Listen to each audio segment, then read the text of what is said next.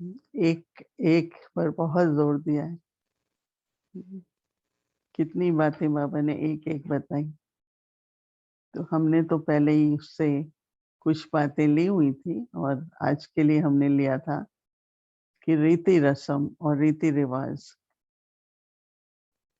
तो संगम युग पर जब भी सोचते हैं ना कि क्या कैसे क्या राइट है, तो मेरे को तो हमेशा ब्रह्मा बाबा के पास जब हम गए यज्ञ में परिवार की तरह जो कुछ भी होता था, मुझे तो वही इमर्ज होता है। तो सबसे पहला जो हमें ओम अपनाना शांति। चाहिए अभी भी, और कभी करते हैं, कई जगह नहीं भी करते हैं। ఒక చోట చేస్తారు. पहली मुलाकात दृष्टि की मुलाकात है। మొట్టమొదటిది दृष्टि की దృష్టి लेन-देन जो होती है, దృష్టితో కలవటం, युग पर तो हम ओम शांति कहते हैं। దృష్టి सत्युग పుచ్చుకోవటం शांति नहीं कहेंगे। ముఖ్యం. సంఘమిగల మనం दृष्टि की मुलाकात होती है, ఓం శాంతి చెప్తాము. उसमें बहुत रूहानी स्नेह होता है।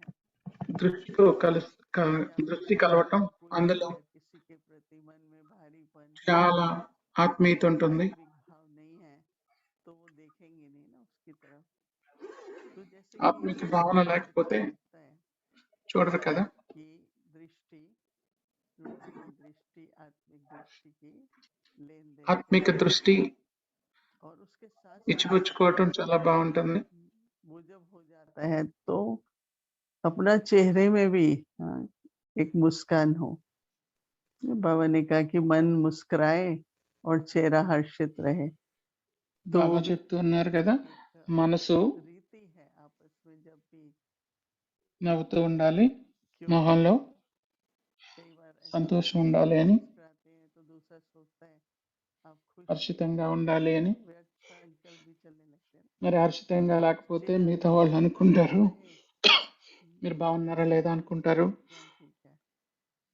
ముఖంలో హర్షితత్వం ఉంటే అది ఒక సిగ్నల్ మనం బాగున్నామని. जैसे बाबा का दिन भर में जो कैसे ब्रह्मा भोजन भी जब बनता था तो एक परिवार है ना। तो బ్రహ్మ कोई భోజనం చేసేటప్పుడు కూడా ఒకే పరివారం కదా.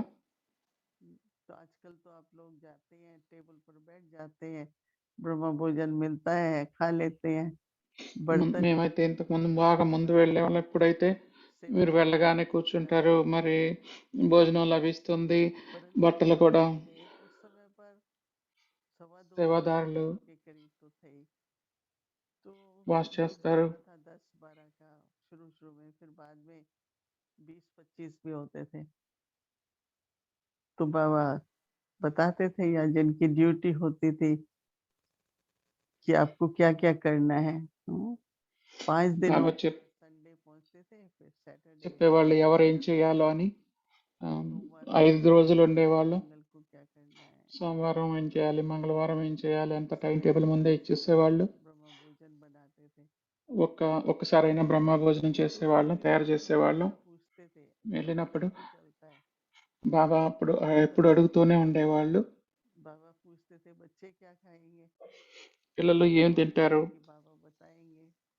మేము అనుకునేవాళ్ళం బాబా చెప్తారు भोली दादी అనుకునేవాళ్ళం. थी, బోలి దాది ఉండేవాళ్ళు. हमेशा दादी जी उनको बुलाती थी मुरली से पहले।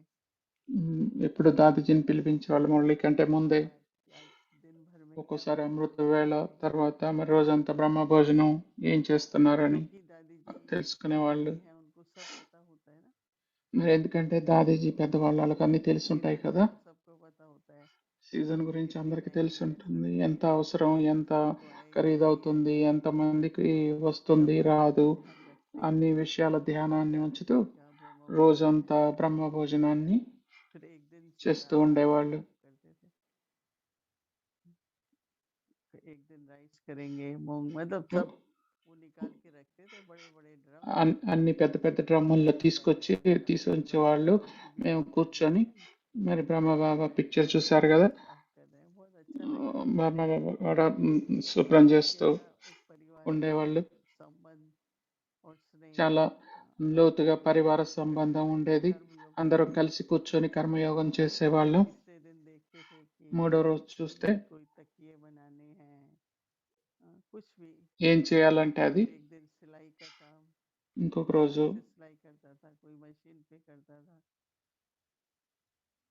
एक दिन जैसे कि और अच्छी तरह से सफाई हो, తయారు చేయటం, రెడీ చేయటం. ఇంకో రోజు तो अलग-अलग శుభ్రంగా तरह से స్వచ్ఛంగా క్లీన్ तो చేయటం. मुझे बहुत अच्छा लगता था। మరి अभी ఒక్కో రోజు क्या कहते हैं, గిన్నెలని కడగటం. ఇలా जाते हैं, కర్మయోగం రకరకాలుగా చేస్తూ खाना ఉండేవాళ్ళం రోజు. खाया, आ गए वापस और ఇప్పుడైతే మనం अब వెళ్తాము, आजकल क्या है, హాయిగా బ్రహ్మభోజనం ज़रूरी తీసుకుంటాం, है వచ్చేస్తాం. मधुबन में, पांडव भवन में कि आप ऐसे करो, परंतु फिर थोड़ा-सा कोऑर्डिनेशन करनी पड़ती है, तो उसमें भी మధువన్ कोई ऐसे हैंड्स नहीं हैं। పాండవ और భవన్‌లో कि एक కోఆర్డినేషన్ परमानेंट नहीं చేసుకుంటూ है, ఉంటారు. అప్పట్లో అయితే అంతమంది ఎక్కువ మంది కూడా ఉండేవాళ్ళు प्रोग्राम కాదు. वगैरह जब కానీ जाने का हो जाता है तो పరివారం అంతా స్నేహంతో మెలిగేవాళ్ళు. सबसे पहले రాత్రిపూట భోజనానికి కూడా हिस्ट्री అందరిని కలవటం కోసం सम्मान భోజనానికి తర్వాత सबको खुश रहना, అందరిని కలిసేవాళ్ళు. किसी को कुछ హిస్టరీ चाहिए, హాల్‌లో कई అందరిని అడిగేవాళ్ళు. అందరూ బాగున్నారా? ఏమన్నా కావాలా? फिर ऐसे బ్రష్‌లు करके కావాలా? సబ్బులు కావాలా? ఏమన్నా కావాలన్నా हैं सभी लोग। అందరిని అడిగి फिर తెలుసుకునేవాళ్ళు ఏం जैसे అవసరమని. बाबा आते थे तो बाबा से మా అమ్మ అడిగేవాళ్ళు. ఆ విధంగా किसी తెలుసుకునేవాళ్ళు. किसी బాబా पॉइंट కొంచెం बात సేపట్లో వచ్చేవాళ్ళు. जो सवेरे బాబా मुरली వచ్చిన होती తర్వాత थी उसमें से एक पॉइंट लेकर के उसको और పొద్దున మురళి स्पष्ट ఏదైతే జరిగిందో అందులో ఒక పాయింట్ తీసుకొని ఇంకా స్పష్టంగా విశదీకరించేవాళ్ళు. हमें पता हो कि सोने से पहले ఇది కూడా పడుకునే ముందు में बैठना भी कितना जरूरी है। మరి तो हम కూర్చొని మాట్లాడుకోవటం కూడా ఎంత हम लोग అవసరమే. किसी को जाते हुए జైపూర్లో देखते हैं ఉన్నప్పుడు कैसे ఒకరికొకరు हम తెలియదు, కానీ अलग अलग 5గురు जगह से ఉండేవాళ్ళం. आते हैं వేరు వేరు म्यूजियम में వేరు వేరు చోట్ల నుండి వచ్చి सबका साई మ్యూజియంలో సహయోగాన్ని ఇస్తూ ఉన్నాం. అప్పుడు దీది మన్మోహిని మా దగ్గరకు వచ్చారు. మరి सब దీది చెప్తూ ఉండేవాళ్ళు రాత్రిపూట కూర్చొని तैयार रहे और खुश रहे। మరి హృదయం తేలిగ్గా ఉండాలి, ఖుషీగా ఉండాలి అని तो చెప్పేవాళ్ళు. किसी के ఎందుకంటే प्रति ఒక్కోసారి ऐसा కొన్ని अच्छा नहीं విషయాలు लगता ఎవరి तो పట్ల అయినా ఏదైనా మంచిగా అనకపోతే అది లోపల अच्छा ఉండిపోతుంది. రాత్రి దాగా ఉంటే లోపలే कभी మరి ऐसा పొద్దున్నే లేచిన తర్వాత కూడా మన స్థితి అలానే फिर ఉండిపోతుంది. जब ऊपर అందుకే ఏది ఉన్నా जिस కానీ टाइम पर उसको ఏ करना है సమయంలో करे। కచేరీ అని అంటారు కదా, सुनाए మరి ఎవరిది అందరిది చెప్పండి. आज ఏది कुछ नहीं था రోజులో ఏది మంచిగా అనిపించలేదు దాని గురించి लेकिन ना वो చెప్పేవాళ్ళం. अच्छा लगता था कि सब लोग అలా బాగా ఉండేది. आए అందరం हुए కలిసి हैं, क्या प्रश्न लोगों ने पूछे हैं, ఈరోజు ఎవరు వచ్చారు, ఏం ప్రశ్నలు అడిగారు, కొత్త सब స్టూడెంట్స్, కొత్త पूछता था విద్యార్థులు, ఈ उन्होंने విధంగా सब అన్ని पूछा రకాల సమాచారం రాత్రిపూట కూర్చొని మాట్లాడుకునే వాళ్ళు. దాంతో सबने బుద్ధి చాలా తేలిగ్గా అయిపోయేది. ప్రతి ఒక్కరి कहा పట్ల తేలిక, ఆమ్, करके सो ఆ, जाते थे। ఆత్మిక భావన ఉండేది. తర్వాత वो बात గుడ్ నైట్ చెప్పి పడుకునే వాళ్ళం. మళ్ళీ తెల్లారి పొద్దున ఆ విషయాలు ఇంకా लेकिन గుర్తుండేవి కాదు, सबको వచ్చాయి కాదు.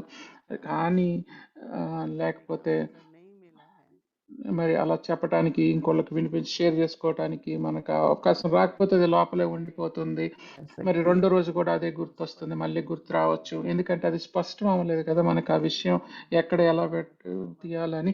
అది కూడా నాకు బాగా నచ్చేది. బ్రహ్మ బాబా సమయంలో ఏవైతే నియమాలు ఉన్నాయో अभी आजकल के कहते हैं हम योग में बैठ ఈ के ఈ सुनते రోజుల్లో हैं तो అయితే उसको యోగంలో व्यक्तिगत करना కూర్చొని चाहिए ना, हर एक को योग में बैठ के सुनना चाहिए, వ్యక్తిగతంగా బాబాకు परंतु परिवार है ऐसा అర్పించాలి. కానీ పరివారం సంఘటన ఉన్నప్పుడు भिन्न भिन्न రకరకాల संस्कृति సంస్కారాలు कई ऐसे आपस में तो हम जानते नहीं ना एक दूसरे को, మనకు తెలియకుండానే ఇంకొకళ్ళు ఎలా तो कैसे ఎలా हम వాళ్ళు अपने ఏమనుకుంటున్నారో మనకు తెలియదు కదా. वातावरण మరి వాతావరణం ఎలా बन रहे हैं। శ్రేష్టంగా చేసుకోవాలి, అలా तो తేలికగా मेरे कहने का ఉండేట్టుగా मतलब విధంగా है చూడాలి. ఈరోజు खुश బాబా रहो, పొద్దున్న చెప్పారు కదా, ఖుషీగా ఉండాలి. खुश रहो बस। ఖుష్ ఖుషీగా ఉండండి, शरीर సంతోషంగా ఉండండి. बाबा ने कहा ఏదైనా ना కానీ फिट रहो, బాబా చెప్పారు, फिजिकल फिट శరీరం रहो, పైన సంతోషంతో వదిలేయండి శరీరాన్ని. संतोषा हल्का ఆ हल्का। సంతోషం కోసం మనకు తేలికతనం కావాలి. तो हम कहते हैं बाबा को दे देते हैं। బాబాకు तो ఇచ్చేస్తే कल भी हाँ, మళ్ళీ कल भी बाबा ने कहा ना నిన్న బాబా చెప్పారు निराकार కదా, मतलब आकार तक నిరాకారం पहुंचना तो దాకా मुश्किल है, तो इसलिए हम साथी వెళ్ళటం, को साथी ఆకారి बनाते हैं। ఆ, यहाँ साथी तो बाबा ने साथ దాకా दिया ही రావటం है, కష్టమైతే మరి బాబా అన్నారు बस पे रहते हैं సాకారంలో तो साथ కలవండి. तो दिया ही है बाबा ने। మరి బాబా इस साथ में దగ్గరలకు रह అందరితో करके కలిసి आत्मिक संबंध సాకారంలో అందరితో కలిసి ఆత్మిక సంబంధంతో తేలిగ్గా ఉండి కలిసి ఉండటం, అది కూడా ఒక मतलब हॉस्पिटैलिटी आप भगत भी करनी है, ప్రకాశం అవుతుంది. रूहानी संबंध भी रखना है, అందరితో ఆత్మిక సంబంధం పెట్టుకోవాలి. बाबा के पास जब जाते थे మొదటి నుండి तो टोली तो బాబా मिलती దగ్గరకు थी, వెళ్ళినప్పుడు టోలీ पर లభిస్ उसके साथ साथ లభిస్తూ ఉండేది. టోలీతో పాటు बाबा के घर से गिफ्ट जरूर मिलती है। బాబా ఇంటి నుండి కానుకలు కూడా లభించేవి. कि चलो अभी तो 200, 300, 500, बाबा के समय 1000, బాబా సమయంలో पता है कि अभी 10,000 भी आते हैं। तो मुन्नी बहन सबको एक गिफ्ट जरूर देती है कि सबको బాబా बाबा సమయంలో याद ఒక दिलाए। 1000 వచ్చిన అందరికి గిఫ్ట్ कुछ लोग ఇచ్చేవాళ్ళు. याद करते हैं, మొన్న అందరికి కలిపి सत्युग में क्या करेंगे, మరి బాబా యజ్ఞం నుండి అలాంటి अपने परिवार से స్మృతి इतना కానుకలు क्या रहे లభిస్తుండే. అందరికి ఏ వ్యక్తి పరివారం ఎప్పటి వరకు లభిస్తుంది? సత్యయుగం వరకే కదా. సత్యయుగంలో ఏం చేస్తాం? భోజనం చేస్తాం. किसी एक दूसरे के घर में जाके ఒకళ్ళ ఇంటికి ఇంకొకళ్ళు వెళ్ళి कुछ ना कुछ ఏదో ఒకటి करेंगे, कुछ ఇచ్చిపుచ్చుకోవటాలు, कल्चरल प्रोग्राम होगा। ऐसे करके फिर क्या होता है कि जब रात को सोते हैं तो बहुत बहुत हल्कापन रहता है। तो इसलिए ये आप लोग भी सोचना और क्या रस्म रिवाज होंगी। बाबा ने कहा कि देखो ऐसे तो आपकी जो भी वृत्ति है, दृष्टि है, वो सब आपके स्वरूप में जैसे दिखाई देती है। तो कोई फैशन की बात नहीं, लेकिन आपके स्वरूप में वो पवित्रता की वृत्ति, शांत स्वरूप, प्रेम स्वरूप, ये सब आपके स्वरूप में दिखाई देगा। उस तरह के कपड़े वगैरह आदि पहनने की ज़रूरत नहीं होगी, आपके स्वरूप पर ही एक-एक गुण जैसे स्पष्ट दिखाई देगा। बाबा कहता है कई प्रथाएँ हैं, स्वयंवर की प्रथा है, दहेज तो वहाँ पर क्या। और कभी भी बाबा कहता है कि अनाज है, फल है, सब आपस में एक-दूसरे का लेन-देन होगा। पैसे से कुछ नहीं खरीदेंगे, पहले तो पैसे वहाँ होंगे ही नहीं। सतयुग में तो नहीं होंगे, फिर बाद में अ, सिक्के बनते हैं सोने के, फिर चांदी के। मुझे याद है इंडिया में जब फिर उसके बाद तांबे के बनने शुरू हुए। फिर उसके बाद तो कॉपर के, इतने हल्के जैसे ना, गिरे तो आवाज़ भी नहीं होती है। जैसे-जैसे वैल्यू कम होती गई। लेकिन किसी के पास अ, अनाज है, गेहूँ है, चावल है, मतलब आपस में लेन-देन करेंगे। अभी भी मुझे पता है, मैं कई बार कैरेबियन में जाती हूँ, तो किसी के घर में बहुत आम होते हैं, किसी के पास बहुत अवाकाडो होते हैं, चीकू होता है, जो भी फल होता है ना, वो ले जाएँगे, फिर दूसरे उनको वो देते हैं। तो लेन-देन जो होगी वो पैसे से नहीं होगी। लेन-देन भी बहुत प्रेम से, जो हमारे पास है वो आपको देंगे और आपके पास है वो हमको देंगे। तो इस तरह का भी बाबा वर्णन करते हैं कि ऐसा होगा। सब कुछ बहुत सस्ता था, बेचने की ज़रूरत नहीं थी। तो निराली तो होगी, वो तो वहाँ जाके సత్యయుగంలో ధనం ఉండదు. అంతా ధనంతో పని ఉండదు. అన్ని ఎవరి దగ్గర ఉన్న ఒకళ్ళ దగ్గర ఉన్న ఇంకొకళ్ళు ఇచ్చిపుచ్చుకుంటూ ఉంటారు. ఆత్మిక స్నేహంతో ఉంటారు.